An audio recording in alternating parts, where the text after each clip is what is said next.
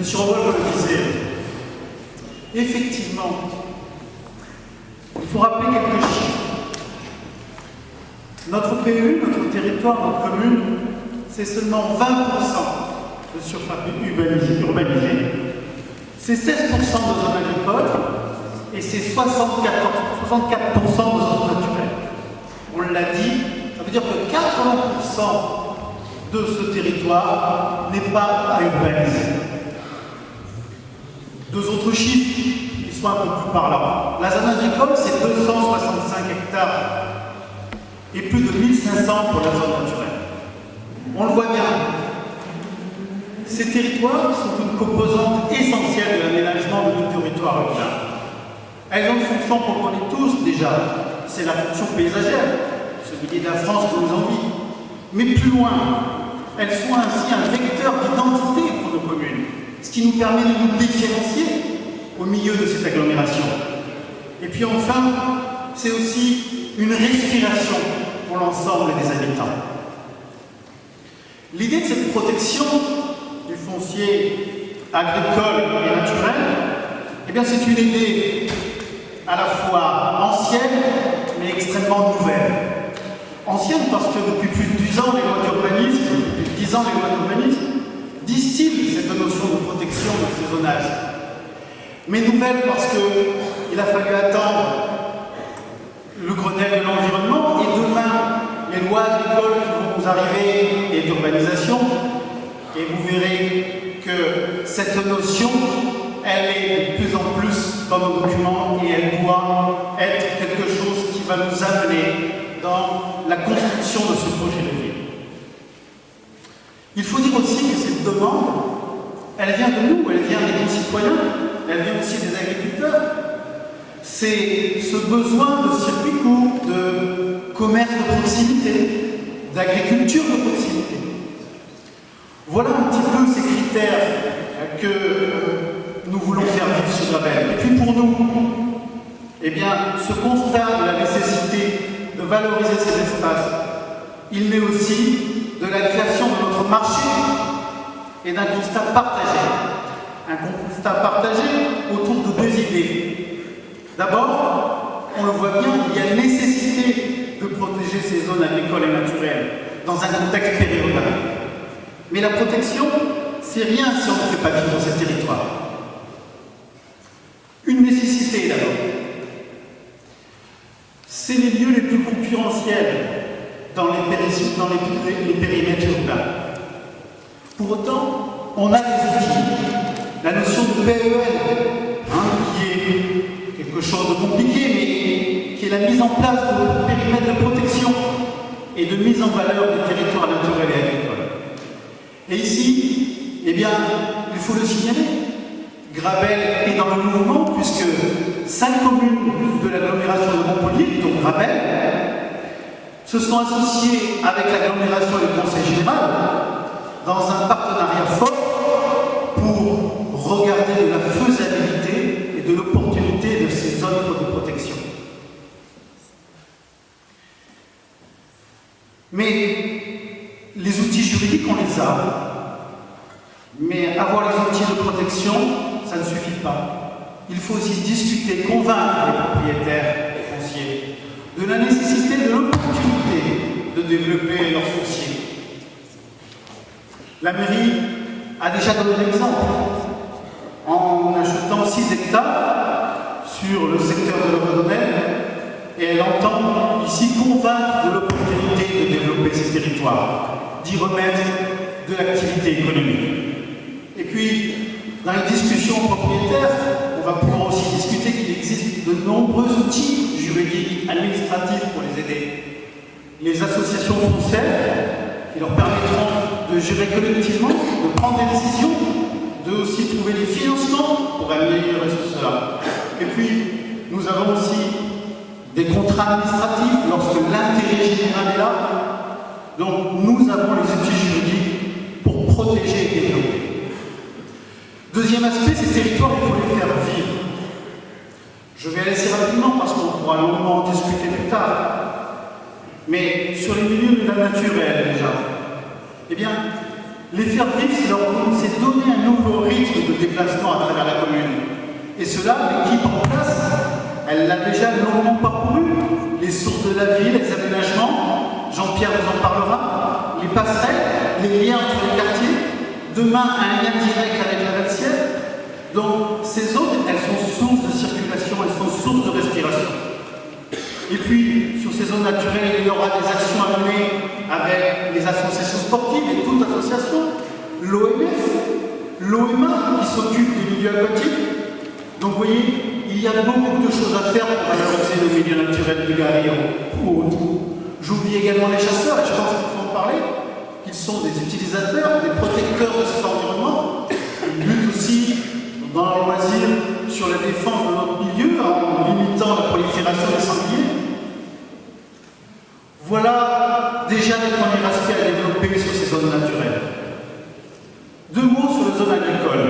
Ici, eh bien, il ne suffit pas d'avoir que des beaux paysages. On doit aussi penser une économie de proximité et solidaire autour de l'agriculture. Le contexte de l'agriculture en périurbain, c'est difficile. J'y travaille dessus, mais c'est quelque chose de très difficile. C'est pour ça qu'il nous faut inventer, innover dans ce périmètre périurbain qu'est l'agriculture. Bien entendu, les premières idées, c'est l'installation d'agriculteurs, permettre à des jeunes agriculteurs de revenir travailler les terres sur Brabel. Mais il y a aussi d'autres idées à développer, notamment quelque chose qui nous fait vibrer, nous donne envie d'aller. Pourquoi ne pas penser à des pépinières d'entreprises agricoles, comme il existe déjà sur notre commune des pépinières d'entreprises pour le high-tech? Je dis ça parce qu'il faut bien penser que sur cette plaine de Piquet, on a le lycée agricole avec le Mas de Piquet, et il y a nécessairement des partenariats à faire avec eux et avec toutes les institutions qui s'occupent du monde agricole. Vous voyez, les zones naturelles et agricoles, ce n'est pas que le parent pauvre, le laisser pour compte d'une commune. C'est ce qui doit lui permettre de se développer, de créer ce maillage de solidarité que nous voulons continuer d'insuffler dans la terre. Je vous remercie.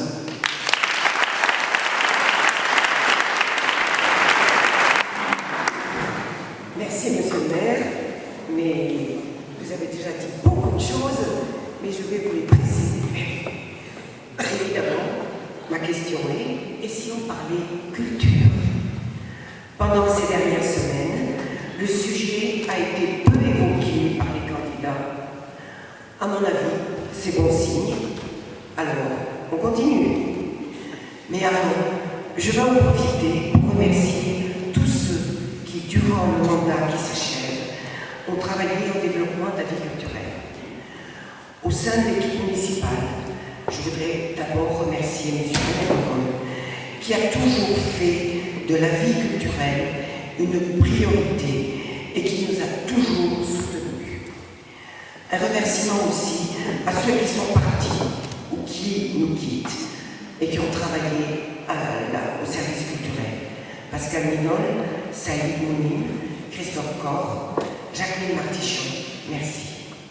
Je remercie les associations à vocation culturelle pour leur action, souvent en partenariat avec la municipalité. Je salue leurs compétences, leur disponibilité et leur volonté de répondre à des demandes nombreuses et variées. Je voudrais citer le Centre Gutenberg, Rando Loisirs Culture, la Gerbe Grabelloise, l'école de musique, les Amis de l'Orgue et toutes les associations que l'on ne citera pas, mais qui proposent tant d'expressions culturelles diverses. Ceux qui font la danse, la poésie, la musique, l'environnement, la littérature, l'atelier d'art manuel, les ateliers d'art manuel. Ceux qui s'occupent, l'association qui s'occupe de la coopération interculturelle. Nous nous engageons à continuer et à amplifier notre soutien. Je remercie aussi les Grabelloises et les Grabellois qui se sont mobilisés bénévolement à l'occasion des manifestations culturelles. Je pense à la fête de la musique, à à la fête des Brigadières, aux expos, aux festivals, aux salons d'automne. Comme nous l'avons fait pendant le mandat écoulé, nous voulons poursuivre et amplifier notre collaboration avec l'agglomération de Montpellier, le conseil général et la région, afin que Gravel profite des propositions culturelles telles que sa péripopette, Festival de Radio France, le cirque, le cinéma en plein air, les concerts du conservatoire. Aujourd'hui, je peux vous dire que Montpellier Danse sera présent à Gravel dès avril pour un projet chorégraphique signé de Salia Salon avec la participation de 50 danseurs gravellois, projet partagé par 3 autres communes de la Gaule. Vous voyez, on a bien investi l'agglomération. Comment mieux vous remercier en nous engageant aujourd'hui à poursuivre, à développer, à accueillir et à encourager toutes les initiatives en ce sens, et sans exclusive. Le succès de la fête des Brigadières en septembre 2013 est dû à cette volonté affichée de travailler tous ensemble, associations, citoyens, écoles, services de la mairie. Tout ça, un beau projet culturel. Mais dynamiser, développer la vie culturelle, c'est bien. Mais il faut aussi répondre à la demande de moyens, et en particulier de lieux. Il y a 6 ans, je rêvais de pouvoir aménager la deuxième partie de la cave coopérative pour en faire une salle de spectacle. Je vous l'avais même dit. Mais d'autres priorités se sont fait jour, d'autres lieux ont été investis, et c'est bien. Aujourd'hui, je peux vous l'annoncer, mais c'est pas une nouvelle, prenez bien de me dire. Si vous nous faites confiance, nous aurons une salle des fêtes équipée, pouvant accueillir des soirées théâtrales, chorégraphiques, musicales, dans une grande salle pour des repas festifs, des lotos, des cinémas, des fêtes scolaires. Elle sera située, ou elle sera probablement située entre Village et Lassière, créant un lien géographique entre les 2 principaux pôles de la commune. Prochainement, les associations pourront dans la maison commune 800 m², utiliser des salles de toute taille, accessibles à tous, avec des fonctionnalités différentes, comme par exemple la salle de multimédia dont René vous a déjà parlé. Après le transfert, l'ancienne mairie, avec ses 2 niveaux, se trouvera disponible pour les sièges sociaux des associations et leurs besoins de fonctionnement. De même, dans un programme de rénovation doit être entrepris pour sauver et redonner vie aux granges, à la cour Charles-Flotte, à l'amphithéâtre de la Bassière. La culture est indissociable du patrimoine qui évoque l'attachement que l'on porte à notre pays, à notre région, à notre langue, aux hommes qui y ont vécu et qui y vivent aujourd'hui. L'association Boudragas recense avec grand soin les traditions de Gravel, son milieu naturel, les personnages qui l'ont marqué et qui ont marqué son histoire. Or, depuis 3 ans, une convention nous ouvre l'accès au château de Gravel et notre équipe s'engage aujourd'hui à réaliser cette acquisition patrimoniale majeure. Il s'agit d'une belle demeure du XVIIIe siècle avec de nombreuses possibilités d'aménagement en extérieur et en intérieur. Plusieurs salles en bas pour servir pour une maison de l'environnement, des ateliers de créativité, un long caveau voûté donnant sur la cour nord peut être transformé en salle d'exposition ou de rencontre. Dans les salles basses autour du moulin, on pourrait installer une guinguette avec des tables de rafraîchissement au bord de la mousson. Au premier étage, 4 grands salons sont des lieux prestigieux de ce château. Parlons encore des 2 tours à réaménager, des greniers immenses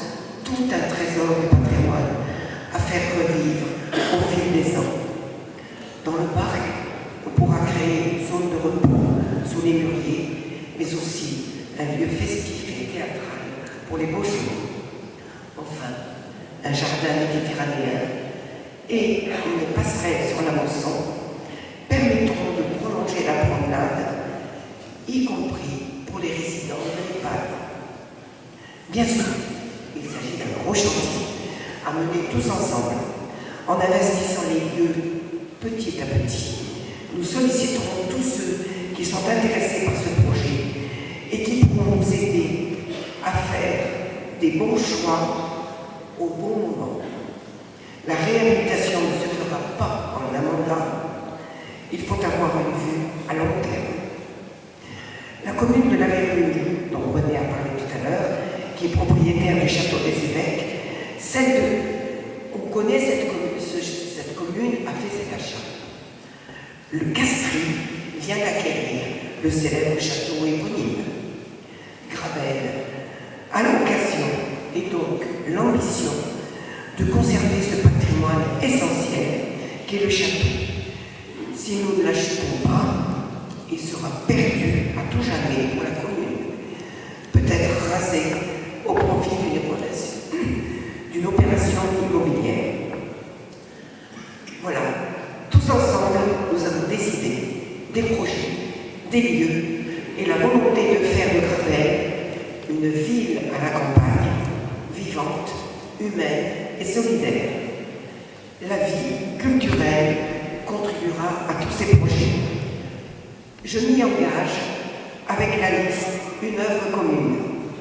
Je vous remercie.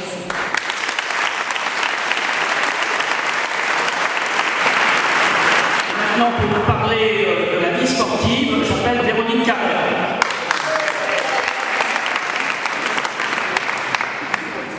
Alors bonsoir à tous. Donc ce soir je vais vous parler du sport. Je pratique la course à pied, le vélo et la marche. Et j'espère donc apporter ma contribution pour le sport à Gravel.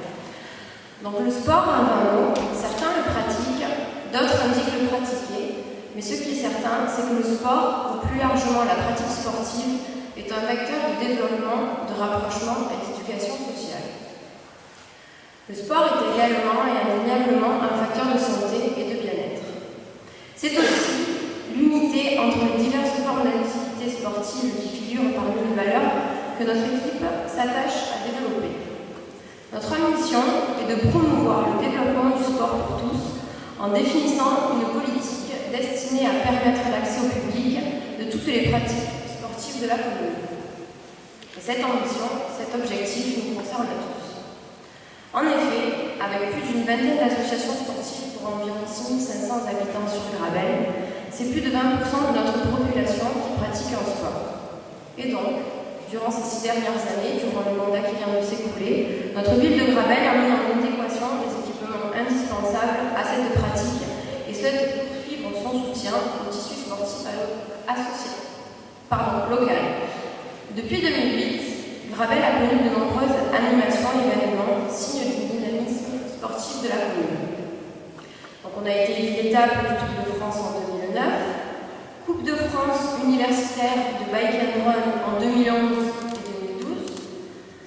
Ensuite, journée à tout sport mixant un public de personnes en situation de handicap avec des personnes valides.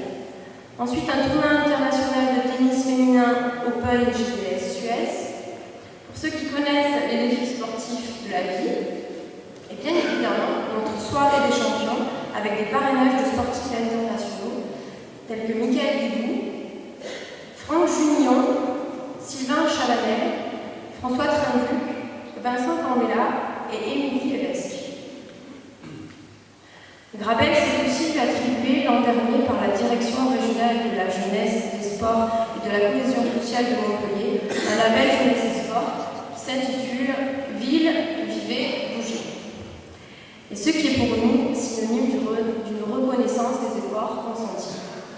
Avec des équipements sportifs entièrement rénovés et régulièrement entretenus, la commune de Gravel propose une offre intéressante à la pratique du sport. Donc, nous avons un nouveau complexe sportif au Mazarin, avec le stade de foot pour les charges ultra pourvu de vestiaires et de tribunes qui sont actuellement en travaux. Ensuite, il y a eu l'embellissement du site sportif sportive de la vie avec la réflexion des terrains contemporains, ainsi que la reprise des cours et l'agrandissement du clubhouse de tennis. Ensuite, il y a eu la réflexion du sol de la salle polyvalente dans laquelle on se trouve. On ne voit pas trop parce qu'il y a des tapis ce soir.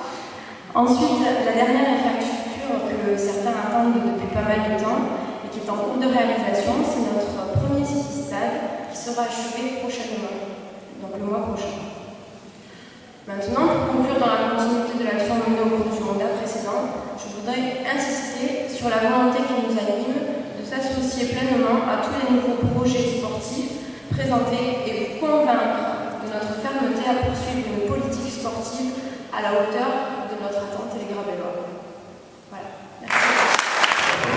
Et donc, dans le mandat qui vient, si vous nous faites confiance, la personne qui m'accompagnera au conseil d'agglomération pour tenir ce langage ferme, c'est Claire Jabadot, et c'est elle qui va nous parler de cette question.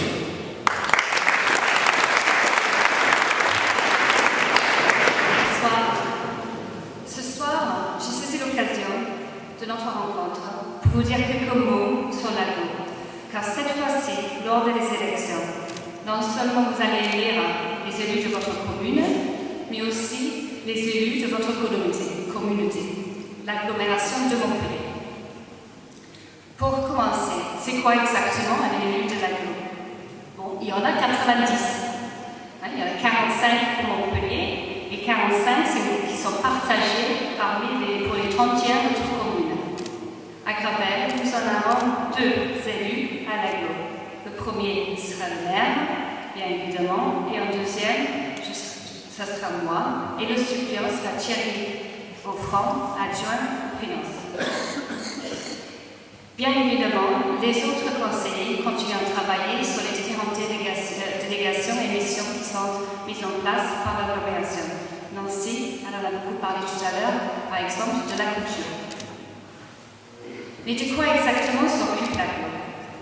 Elle a des compétences obligatoires qui sont le développement économique, l'aménagement de l'espace, les transports, le logement, la solidarité, la culture, l'environnement, le sport et l'eau.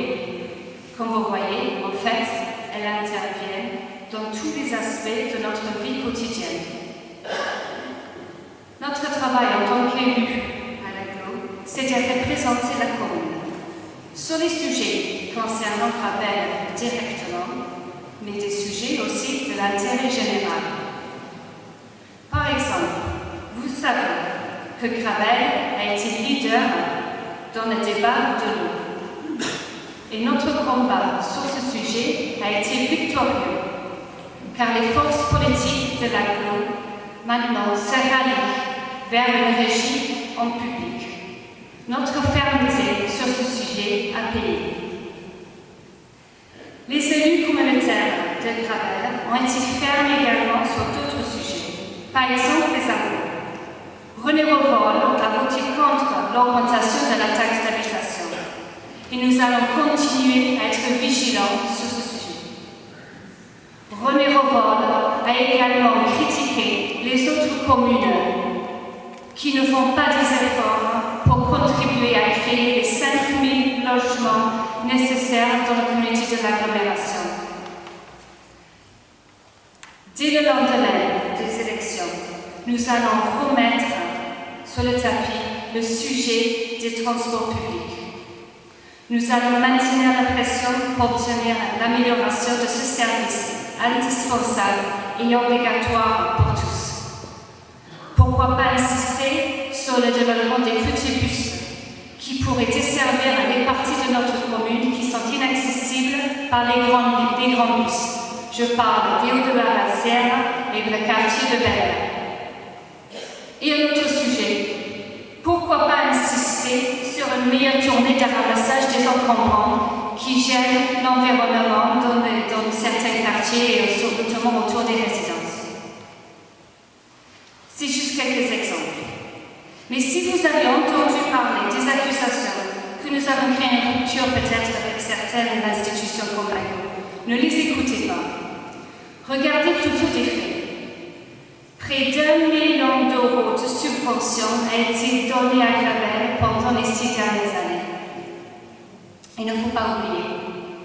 Donc, donnez-nous votre confiance et nous vous garantissons de participer à tous les conseils d'agglomération et d'intervenir et de voter dans votre intérêt avec la fermeté que nous avons commencé à utiliser. Merci beaucoup.